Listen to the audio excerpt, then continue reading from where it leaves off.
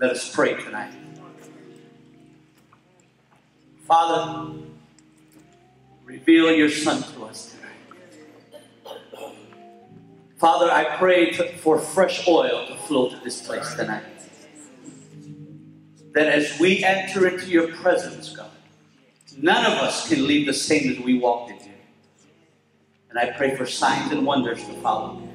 In Jesus' mighty name we pray. God's people said amen. Amen. You may be seated in the presence of the Lord. As I was in my secret place with the Lord over the past 3 days, I began to ask the Lord, what is it you want tonight? And he said to me very simply, it's time for the saints of God to have some things resurrected in their life. Because there are a few things that take place. The devil himself will beat us up so bad that the things we've been praying for, we will allow him to bury those things. Because unfortunately we live in a time where our prayers are not answered in 2 minutes, we have stopped believing God. There was a time when people came to church early to pray. There was a time even when I was a part of Triumphant City Church in 2002, when my grandparents would come in from Texas on that hardwood floor in the gymnasium, but would bow their knee and pray before service started.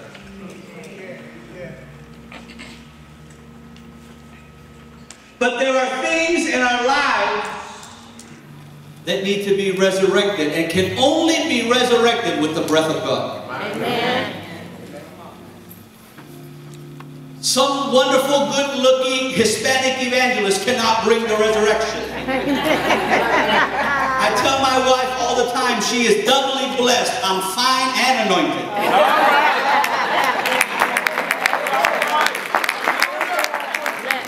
And she's not here, so but it's going to be on video, and I've said it before.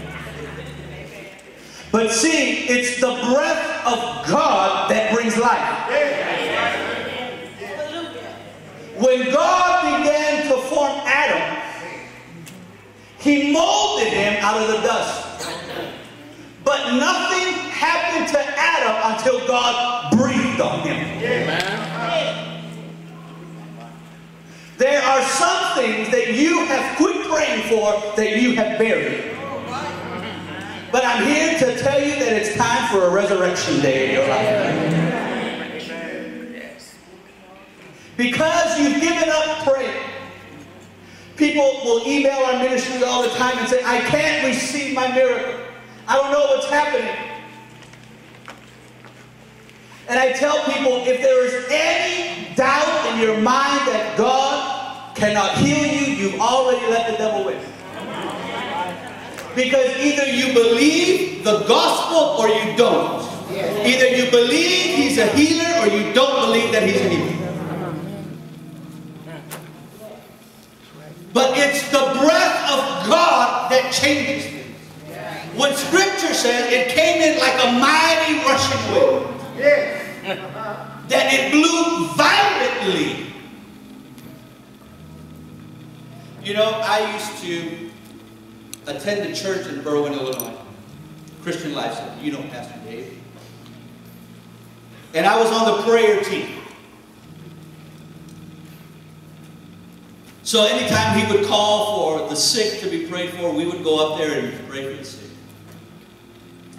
And there was this older white lady that came. She had to be in her 70s or 80s. Now hear this. I had never seen her before, and I never saw her after that day.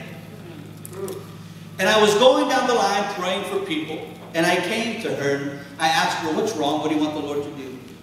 She said, I have this pain in my neck, and I can't move. I said, okay, let me pray for you.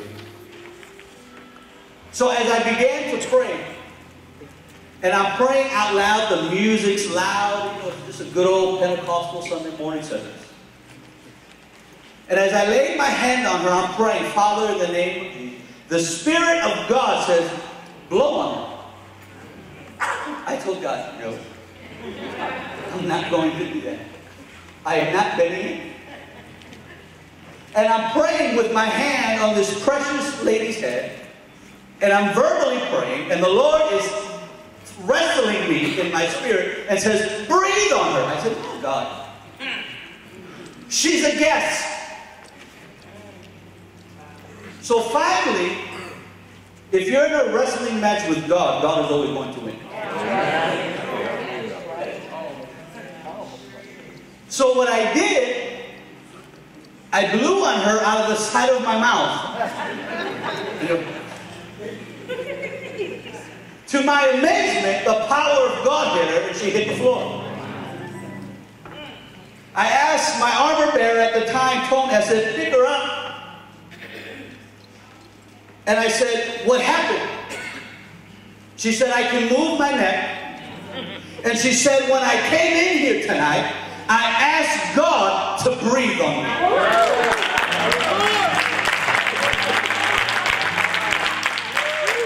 I never saw her before that service.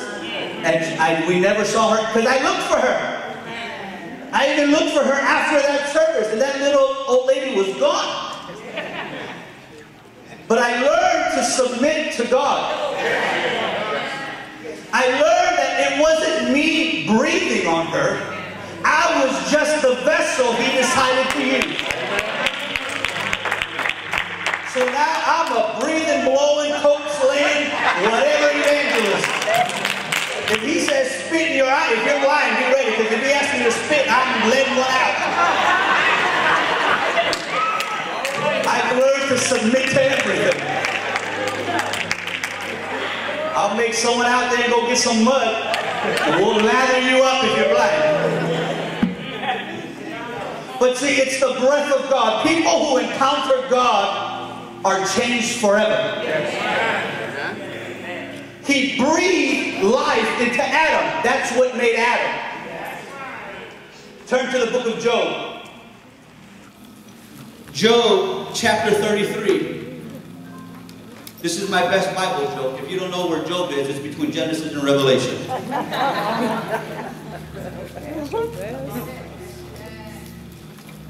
Job chapter 33 and verse 4. I see Pastor Robert here. God bless you. Man of God, it's good to see you. And I see Brother Jesse here from Grace Radio. God bless you, man. Are you there? Oh, yeah. Job 33 verse 4 says this. The Spirit of God has made me. The breath of the Almighty gives me life. So when He breathes on us, life instantly takes place. Because everywhere Jesus went, miracles took place. He didn't go anywhere without miracles happening. No one left sick in the presence of Jesus. He fed the multitudes, over 5,000 with fish and bread. I like to tell people, He fed the multitudes with a value basket from J.J. Fish. And if you understand biblical history, they didn't count the children in those days. Just the adults. That's right. So if there were Mexicans there was probably 20,000 people there. And they all showed up in one car. My dad used to drive a 2-door Buick. We got 7 people in there one time. JT remembers, he was there. But see, when God breathes on something, life happens. See, even in the book of Mark chapter 5, even though he was interrupted by the woman with the issue of blood, and Jairus' daughter died, he what? Breathed life into her. Even though Lazarus had been dead for 4 days, what? He breathed life into him. Even though the Son of Man was on a cross and died, the Father said, there's life. There are things that have died in your life. It's time for you to tell God, breathe on it. Your finances are a little funny, God, breathe on it. There's sickness in your body, God, breathe on it. Your marriage is in trouble, God, breathe on it. Your children are not safe, God, breathe on them. Your ministry is not where it's supposed to be, God, breathe on it. You know why this ministry has taken off? Because I have gotten out of the way. And I have allowed God to breathe on it. I said, God, I didn't call myself. You called me. You're going to take care of it. Pastor, I don't send out packets to people. I don't call churches anymore and say, hey, this is who I am. God, you called me. You're going to make a way.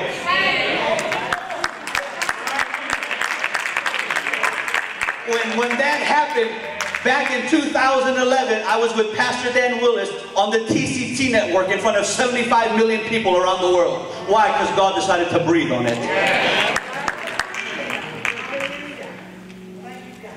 When we encounter God, life happens. We cannot be the same in the presence of God. If we leave the same, it is not God's fault, it is your fault.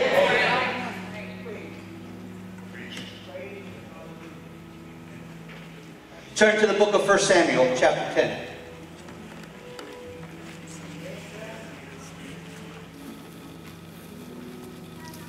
First Samuel, chapter 10. We're just going to read verse 6. Because he's going to breathe on some things tonight. We're going to have our own resurrection night here tonight. 1 Samuel chapter 10, verse 6. When you have it, say, I'm there. I'm there. The Spirit of the Lord will come powerfully upon you, and you will prophesy with it. And you will be changed into a different person. We cannot be in His presence and be the same. People will often ask me, how come when you pray for people, they end up on the floor? I don't know. I have no idea. The first time I met Pastor Titus was in a revival service in Hammond, Indiana, at Pastor Moses' church. And the first time I had ever fallen under the power of God is when you lay hands on me. I was probably 16 or 17 years old. And the power of God hit me. Years later, I hooked up with Pastor Titus, and I was part of OLU. TCC, I was the first official member. No one can ever take that away from me. I was his first usher. I wish somebody would have taken that from me.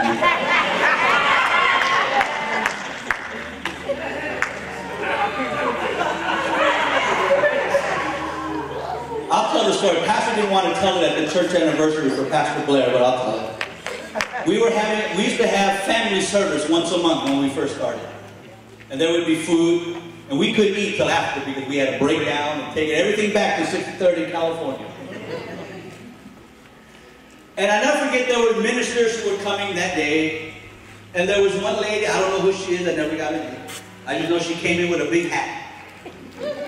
And Pastor would tell us, fill up the first few rows first, just like you did tonight. He hasn't changed.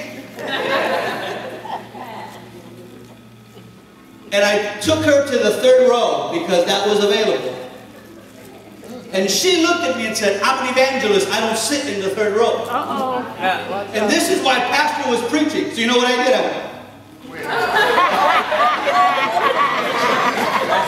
I went back to my seat in the back and crossed my legs with my arms folded, and Pastor saw me. I was like, I'm through. I know my gifts, and that's not it.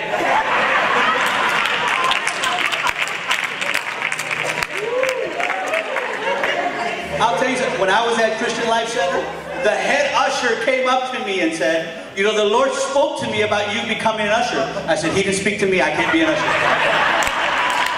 I told him that right after Sunday service. He was as serious as a heart attack. He said, the Lord spoke to me about you being... I said, no, the Lord has to speak to me about that first. And I didn't do it, and He didn't ask me anymore. So those of you that are ushers, there's rewards waiting for you in heaven. Because if I would have stayed an usher, I would have backslid. I know that for sure. I'd be out gangbanging right now doing other stuff I shouldn't do. But thank God that even then God had to breathe on me. Amen. And I had to learn how to submit to the man of God. Even though I hated it, I still showed up every Sunday. An hour early to set up and stay an hour late to tear down. If we didn't have a tie, our pastor used to make us button our shirt all the way to the top. And I would travel with pastor locally, carry his bag as his armor bearer. And I used to think, these people must think he's crazy. He is 6 foot whatever. I'm 5 foot nothing. What am I going to do if something comes happening to me? And I am out.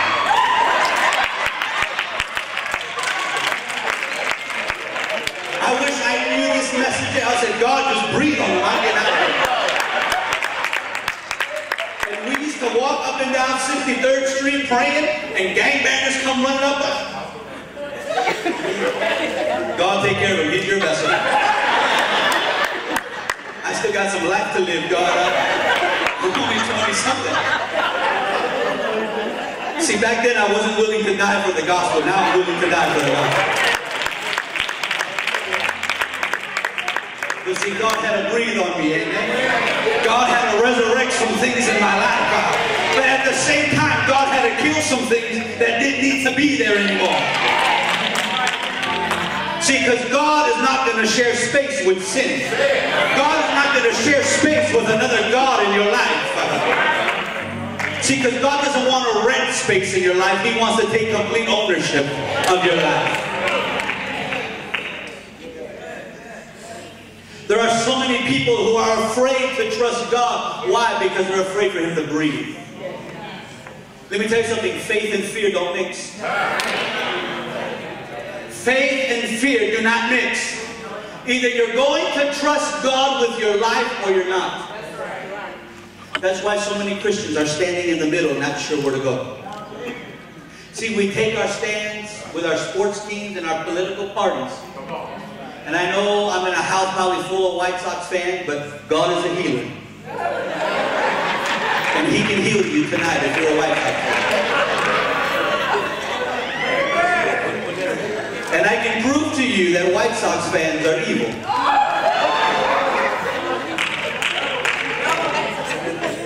Because there's a place in Washington, D.C. where a man sits who's a known White Sox fan from this part of the city.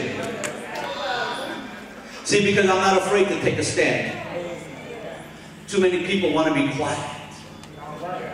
We don't want to offend anybody in church anymore. We don't want to lose our worship leader or our deacons or our best givers in the church. Listen, God will weed them out by Himself. I've seen it. I've been in church a long time. I've seen it with Pastor Kevin when we started TCC. As many people that were there and then as people left. And Pastor used to say, they're not going to be here long. He'll say, they're not for here. They're just renting space right now. I learned much from this man. Because as God was breathing on him, He was breathing on me. Because I still look at Pastor Titus as my Elijah. Because for a short time I was Elisha. And I used to be the one catching folks when he prayed at the altar. Some big folks, some little folks. Some folks who fell straight back, some folks who fell sideways. I'll never forget one girl, Mexican girl, and we had an aisle just like this, the power of God, and she slithered up the aisle like a snake. I almost took that folding chair and whacked her upside the head.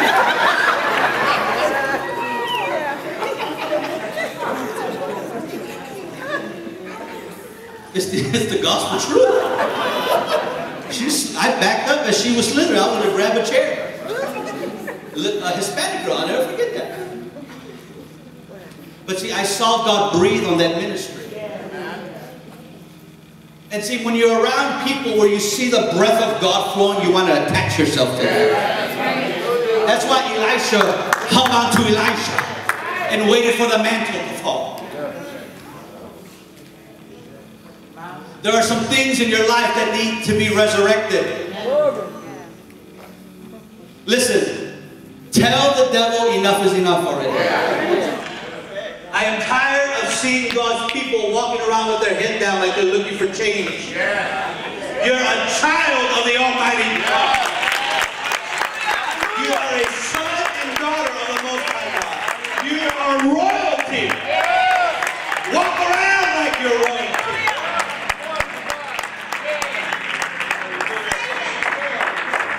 Christians, we'll come into a church service like this and we sing how great is our God and we love it, and then we walk out, the devil comes and we start hiding. And we start whispering this little light of mine. We hide behind the curtains. But see, when you ask God to breathe on you, He will. He's not going to withhold it from you. He wants to breathe new life. When He raised His best friend Lazarus from the dead, He breathed new life into him. When God the Father breathed on His Son, it was new life.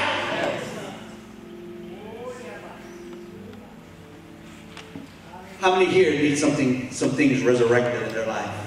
We all do. I know I do. Listen, my wife's side of the family has been going through hell since March. And listen, we got more bad news just a few days ago. But let me tell you something. We're believing God to breathe on them. Yeah. And we're believing God for miracles. We're believing God for salvation. Yeah, the enemy's busy, but my God is still greater. Hallelujah. I know the devil is poking his nose in your business, but you need to tell him, my God is greater. Oral Roberts used to say, if you have a message for the devil, write it on the bottom of your shoe. Because that's the only place the enemy should be. But yet sometimes we open the door and let him in. We believe his lies. We let him breathe on us to bring that spirit of fear, confusion, and doubt. God, I don't know if you'll ever heal me. I don't know if my loved ones will ever be saved. I've been praying 20 years. But when you ask God to breathe on it, when you ask for the breath of God to breathe on something, new life happens and resurrection happens. And I'm going to encourage you tonight that whatever is dead tonight, God is about to breathe on it and resurrect it. Because I tell you, I can feel Him so close to me right now. I literally can feel His hands on my shoulders right now. And He's getting ready to breathe on you. Stand to your feet all over this house. I'm going to ask the worship team to come very quickly.